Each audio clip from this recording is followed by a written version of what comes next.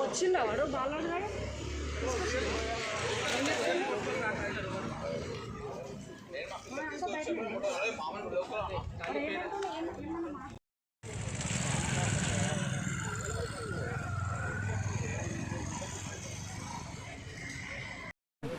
ఈరోజు జదిగుట్ట పిఎస్ పరిధిలో కుత్బుల్లాపూర్ ఎంఆర్ఓ గారు గత కొన్ని రోజులుగా కార్యాలయానికి రాకుండా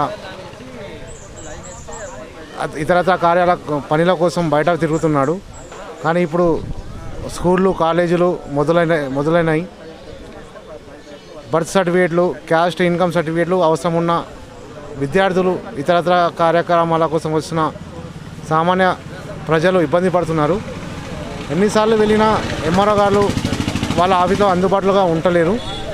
కాబట్టి ఈరోజు జిడిమెట్ల పిఎస్లో ఎంఆర్ఓపై కంప్లైంట్ చేయడానికి వచ్చాం. మిస్సింగ్ కంప్లైంట్స్లో ఈరోజు గుట్ట పిఎస్ ఈరోజు మన స్థానిక ఎంఆర్ఓ ఆఫీసు రెహమాన్ గారిపై కానీ అక్కడ ఉన్న ఆఫీసర్లు ఎవరు కూడా గత 2 నెలల నుండి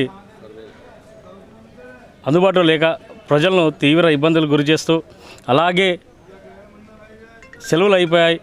ఇప్పుడు పిల్లలకి కాలేజ్ పిల్లలకు కానీ ఇతర ఎవరికైనా సరే సర్టిఫికెట్లు చాలా ఇంపార్టెంట్. ఇలాంటి సమయాల్లో ఆఫీస్ దగ్గరికి వెళ్ళినప్పుడు ఎవరు కూడా రెస్పాండ్ కాకుండా వారు ఎవరిని అడిగినా కూడా ఎంఆర్ఓ గారు ఎక్కడ అంటే బయట పని మీద ఉన్నారు, సర్వేర్ గారు ఎక్కడ అంటే బయట పని మీద ఉన్నారు, ఆర్ఐ గారు ఎక్కడ అంటే బయట పని మీద ఉన్నారు. అంటే ఆఫీసులో ఎవరు కూడా సరే బయట పని మీద ఉంటే ఆఫీసులో 9 గంటలకు రావాల్సిన బాధ్యత ఉంది. 9 గంటల నుంచి 5 గంటల వరకు, సాయంత్రం 5 గంటల వరకు పనిచేసి ప్రజలకు ఎలాంటి ఇబ్బంది లేకుండా చూడాల్సిన బాధ్యత మన అధికారులపై ఉంది.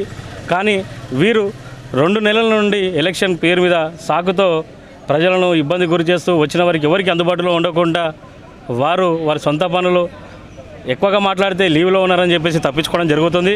కాబట్టి తక్షణమే ఇక్కడున్న నాయకులకు, పెద్ద నాయకులకు కానీ మిగతా హయ్యర్ ఆఫీసర్స్, కలెక్టర్ కానీ ఆడియో గారు కానీ ఒకటే విజ్ఞప్తి చేస్తున్నాం.